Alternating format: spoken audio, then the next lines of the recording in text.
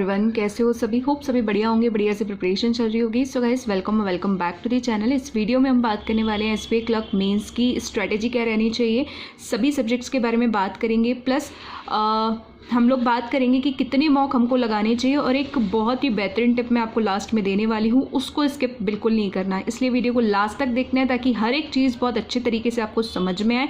उस तरीके से अगर आप फॉलो करो तो जब हम एग्ज़ाम में बैठे तो हमें कॉन्फिडेंस आए। ठीक है, तो ये कुछ जो बदलाव है वो मैंने किया हुआ है यहाँ पर अपनी स्ट्रेटेजी में भी, तो वही मैं आपके साथ शेयर करने वाली हूँ। ठीक है, पीछे से थोड़ा नॉइस आ सकता है, एज यू नो कि संक्रांति है तो फिर वो फेस्टिवल चल रहा है, तो आप थोड़ा सा प्लीज़ एडजस्ट कर लीजिएगा। ओके, तो फर्स्ट ऑफ ऑल अगर आप को नहीं आइडिया है तो मैं आपको बता दूं कि डाउट सेशन होता है हमारा वेडनेसडे टू सैटरडे। ठीक है, 9 से 10 बजे इवनिंग के टाइम पे टेलीग्राम के अंदर, लिंक है डिस्क्रिप्शन में। ज्वाइन नहीं किया है तो ज्वाइन कर लीजिएगा। सबसे पहले हम लोग बात करेंगे जीए सेक्शन की। ठीक है, देखो आपको पता होगा, अगर आपने थोड़ा सा भी आइडिया है, पहले भी दिया एग्जामिनेशन, तो एसबीआई क्लर्क ऐसा एग्जामिनेशन होता है मेंस में, इसमें 2 शिफ्ट्स होती हैं। ठीक है, इस बार होगी नहीं होगी वो हमें पता नहीं है, लेकिन लास्ट ईयर तक तो 2 शिफ्ट ही होती हुई आई हैं। तो कई लोग आपको ये गाइड करेंगे कि आप इतना पढ़ लो और इस मंथ में इतने मंथ से आ जाएगा, इस मंथ में पहले वाले मंथ से आ जाएगा। ये बिल्कुल गलत स्ट्रेटेजी है, क्योंकि अभी एग्जामिनर का आइडिया नहीं है कि वो कौन से मंथ से देगा। इसलिए बेटर रहेगा कि अगर आप 6 मंथ्स को बना लेते हो, सितंबर से लेकर के फरवरी, यस फरवरी में आपका लास्ट में जाकर के एग्जामिनेशन होने का संभावनाएं हैं, तो अगर आप इसको पूरा बना लेते हो 6 मंथ्स को तो बहुत अच्छा हो जाएगा। ठीक है, अगर आप 6 मंथ्स देख करके आपको डर लग रहा है कि नहीं हो पाएगा, तो एटलीस्ट 4 मंथ्स तो कीजिए। ठीक है, ये 4 मंथ्स आपको बहुत अच्छे से करने हैं। बैंकिंग अवेयरनेस पे अगेन बहुत ज़्यादा अच्छे से ध्यान दे के जाना। लास्ट मोमेंट का रिविजन हमेशा आप कैप्सूल यूज़ किया करो, क्योंकि उसमें 4 महीने का या इवन 6 महीने का पूरा डेटा होता है जो इंपॉर्टेंट एग्जाम ओरिएंटेड होता है। ठीक है, उससे आप अपना रिवाइज करके जा सकते हो। ओके, अगेन एक चीज़ मैं आपको बताऊं कि जीए के लिए मैंने अभी बहुत ही लेटेस्ट में ही वीडियो बना रखा है आरबीआई असिस्टेंट के लिए। बहुत डिटेल में बताया कि जीए को कैसे पढ़ना चाहिए। ठीक है, अगर आपने नहीं देखा है तो उसको देखना, लिंक अगेन डिस्क्रिप्शन में है, नहीं तो आप सर्च भी करोगे तो मिल जाएगा। उसमें एक छोटी सी चीज़ और ऐड करना चाहूँगी कि कई लोग मेरे से क्वेरी करते हैं कि मैम मैं मंथली कैप्सूल यूज़ कर रहा हूँ या कर रही हूँ, तो क्या वो बेनिफिशियल है, क्या मैं उसको यूज़ कर सकता हूँ? बिल्कुल आप कर सकते हो। जैसे आपने हिंदू रिव्यू सुना होगा अड्डा का, ठीक है, तो वो मंथली एक मैगजीन जैसा निकालते हैं। आप अगर उसको पूरा अच्छे से फॉलो कर रहे हो तो देखो उसमें छोटी छोटी डिटेल्स भी होती है, उसको भी फिर आपको करना पड़ेगा। और मैं तो ये कहूँगी कि पीडीएफ निकाल सकते हो तो पीडीएफ निकाल करके फिर पढ़ो उसको, है ना, स्क्रीन पे नहीं, एकदम आपको प्रिंट ले लेना है उसका। ठीक है, तो उसमें उससे अगर आप पढ़ते हो तो भी ठीक है, उसके बाद भी अगर आप इस कैप्सूल से रिवाइज करके जाते हो, टाइम बचता है तो हो जाएगा। लेकिन पहले टारगेट बनाओ, कुछ भी नहीं पढ़ा है तो पहले 4 मंथ्स तो कंप्लीट हो, फिर अगर टाइम बचता है तो 6 मंथ्स, नहीं तो जितना पढ़ा है उसका अच्छे से रिवाइज करके चले जाओ। अगेन मैं बता दूं, थोड़ा सा ध्यान देके जाना जो आपकी बैंकिंग अवेयरनेस है उस पर, और आपका जो बजट है, इकोनॉमिक सर्वे है उस पर। और अभी आजकल स्कीम्स के क्वेश्चन ज़्यादा आ रहे हैं तो टेलीग्राम में मैंने अपडेट कर दिए हैं, है ना, तो उसको भी आपको ज्वाइन कर लेना है। नेक्स्ट बात आती है इंग्लिश सेक्शन की। ठीक है, बहुत ध्यान से सुनते जाना। इंग्लिश सेक्शन के अंदर अपने को करना है, सबसे पहली चीज़ एडिटोरियल आपको छोड़ना नहीं है, डेली करना है। 120 रूल्स ऑफ ग्रामर और ईडियम ऑफ फ्रेजल वर्ब्स। देखो अब मैंने ये चीज़ क्यों बोली, क्योंकि एसबीआई क्लर्क के एग्जामिनेशन में ईडियम्स आती हैं। ठीक है, सो आपको डेली 5 तो करनी है। अच्छा, 120 रूल्स ऑफ ग्रामर की पीडीएफ आपको चाहिए तो मुझे बता देना, I will let you know कि कैसे होगा। ठीक है, टेलीग्राम में वो मिल जाएगी आपको। बात आती है यहाँ पे ईडियम और फ्रेजल वर्ब्स की, तो नीतू सिंह मैम की एक बुक आती है ग्रामर की, एसएससी को ओरिएंटेड होती है, बट अगर आप वो पढ़ लेते हो तो आपकी ईडियम फ्रेजेस वहीं से ही हो जाएंगी। ठीक है, उसके बाद आपको क्या करना है, टॉपिक वाइज लगाना है। टॉपिक वाइज क्विज वही लगाना जो कि आपका वीक टॉपिक है, जैसे एरर्स हो सकती है, पैराजम्बल हो सकता है, आरसी हो सकता है, मेंस लेवल की बात कर रही हूँ। ये टॉपिक वाइज फ्री क्विजेस कहाँ मिलती हैं? ये पीएम पे, अड्डा पे, इवन आजकल तो आपका टेक्स्ट बुक पे लाइव होती रहती हैं। तो लिमिटेड सोर्सेज रखनी है, एटलीस्ट 2, जिससे कि आप जब रिवाइज करो तो आपको पता रहना चाहिए कि आपने कौन सा टॉपिक कहाँ से लगाया था। हाँ जी, टॉपिक वाइज की भी आपको रिविजन करनी है डे वाइज। ठीक है, तो इसको बिल्कुल भूलना नहीं है। और अपार्ट फ्रॉम दैट आपका सेक्शनल मॉक तो होगा ही होगा, तो एटलीस्ट 2 टेस्ट सीरीज रखनी है आपको हर कि ताकि आप क्या कर सको, अच्छे से अच्छे क्वेश्चंस की प्रैक्टिस कर सको और अच्छे से एनालिसिस करो, ताकि आपको हर एक सेक्शन में ना कॉन्फिडेंस है। तो 2 टेस्ट सीरीज से आपकी वेरिएशन क्वेश्चंस की बहुत अच्छी हो जाएगी। तो इतना ही आपको इंग्लिश में करना है। इस मोमेंट पे कोई क्लास नहीं देखनी है, क्योंकि self studies is the must. बिना सेल्फ प्रैक्टिस के आपका इंग्लिश इंप्रूव कभी नहीं होगा, ये चीज़ मेरे से लिखवा लो। ओके, अब बात आती है यहाँ पे हमारे क्वांट की, ठीक है। तो क्वांट्स को लेकर के सबसे चीज़ पहले तो क्या करनी है आपको, जो बेसिक्स हैं और कॉन्सेप्ट्स है अर्थमेटिक के, जो आपका वीक टॉपिक है ना, सिर्फ जैसे प्रोबेबिलिटी है, मेंसुरेशन है या फिर टाइम स्पीड डिस्टेंस है, तो इनके कॉन्सेप्ट्स को अच्छा करके उसके बाद में आपको क्या करना है, बाकी के अर्थमेटिक क्विजेज लगानी है। ये भी आपको मेंस लेवल के मिल जाएंगे आराम से, ठीक है। और फिर साथ ही साथ आपको डेटा सफिशिएंसी Q1 Q2 करना है, क्योंकि ये पूरा बेस्ड होता है अर्थमेटिक पे, अलजेब्रा के जो आजकल कुछ क्वेश्चंस आ रहे हैं वो, ओके, वो चीज़ करनी है। अपार्ट फ्रॉम दैट आपको DI तो करनी ही होगी, तो एटलीस्ट 2 DI अगर आप डेली सेल्फ प्रैक्टिस करते हो, क्विज के थ्रू करोगे ना तो ज़्यादा बेहतर है, उसमें अलग से टाइमर नहीं लगाना पड़ेगा, ठीक है।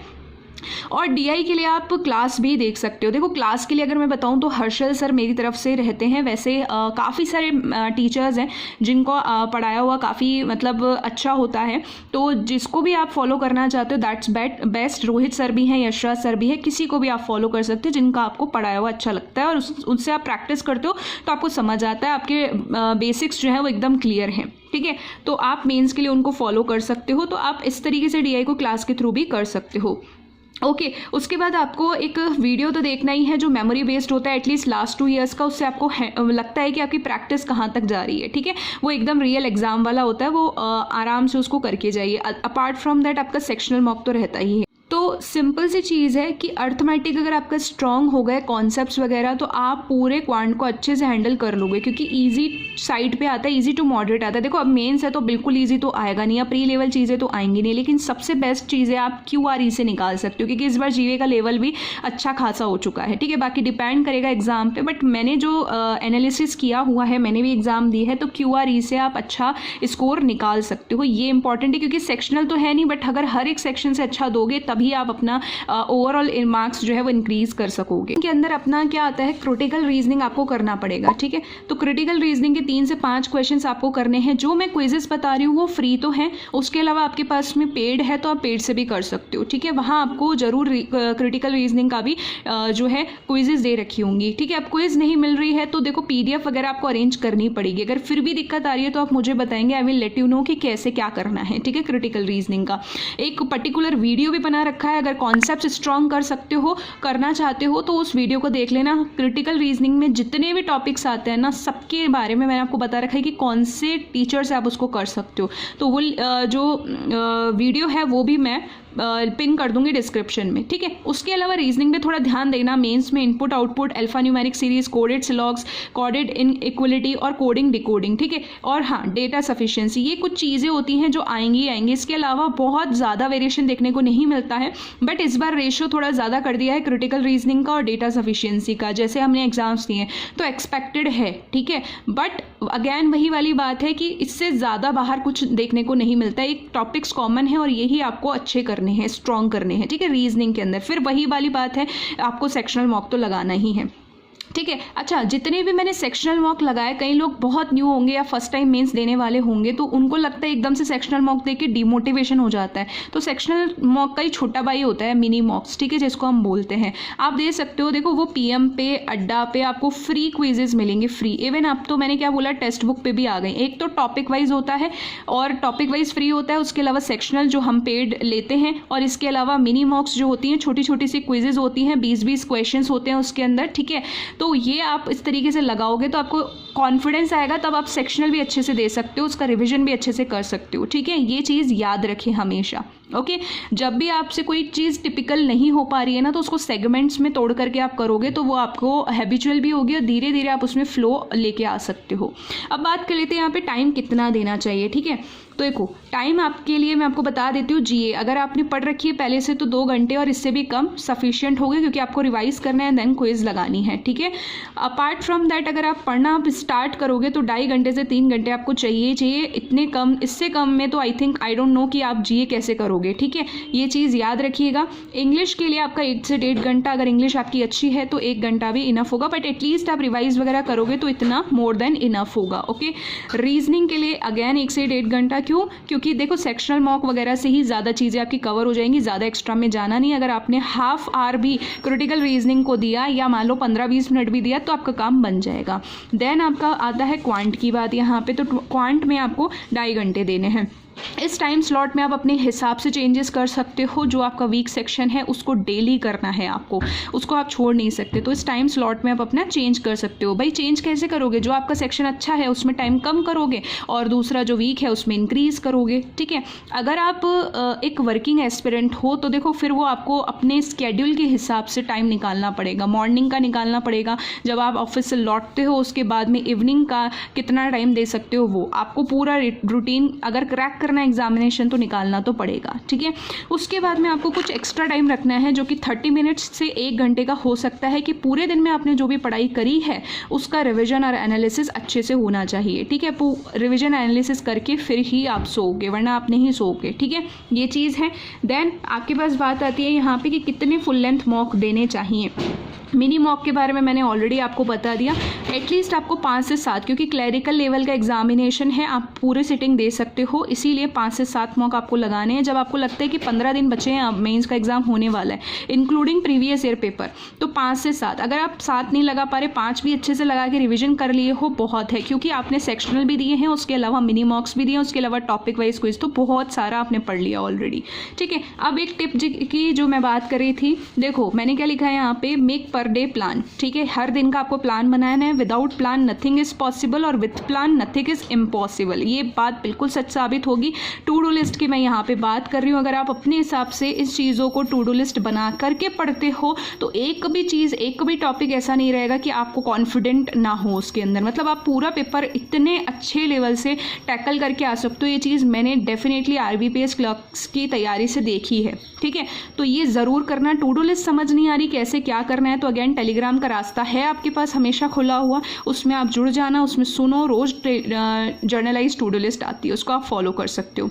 इसमें और ऐड करना चाहूँगी कि बहुत कॉमन क्वेश्चन आता है कि मैम हम लोग सारे सब्जेक्ट्स को एक साथ तो कर नहीं सकते। तो डेफिनेटली बात है, एडिटोरियल आपको डेली करना है, GA आपको डेली करनी है, और आपका जो वीक सेक्शन है उसको आपको डेली करना है। उसके अलावा जो आपका अच्छा सेक्शन है, जैसे कि फॉर एग्जाम्पल मान लो मेरा इंग्लिश वीक है ना, मान लेते हैं, तो मैं GA तो करूँगी, एडिटोरियल भी डेली करूँगी, इंग्लिश को मैं रोज डेली करूँगी जब तक कि मेरा मेंस हो तब तक, ठीक है। अपार्ट फ्रॉम दैट रीजनिंग या क्वांट में से मैं कोई एक करूँगी, क्योंकि ये सारे सब्जेक्ट एक दिन में कवर करना, फिर उनका रिविजन करना, ये तो पॉसिबल नहीं है, ना मेरे लिए ना किसी और के लिए। इसीलिए आपको थोड़ा मैनेज करके चलना है। किसी दिन अगर आपने क्वांट का सेक्शनल लगाया है तो रीजनिंग में छोटी सी मिनी मॉक लगा लो, है ना, जिससे आपके फ्लो में रहे चीज़ें। लेकिन जो आपका करंट अफेयर्स है उसको, एडिटोरियल को और आपके वीक सेक्शन को आप नहीं छोड़ सकते, वो तो उस पर तो आपको डेली काम करना है। अपार्ट फ्रॉम दैट, अगर इस वीडियो में इतना ही, कुछ भी डाउट है तो कमेंट कर दीजिएगा, as soon as possible I will reply. अगर पूरा आपने वीडियो देखा है तो ये 100% आपको कॉन्फिडेंस के साथ में, आप स्पीड बूस्टर के साथ में आपका स्कोर बूस्टर भी होने वाली है ये स्ट्रेटेजी आपके लिए। सो वीडियो इन्फॉर्मेटिव लगता है तो don't forget to like, share and subscribe this channel for more informative videos. Till then take care, bye bye, good luck, prepare well.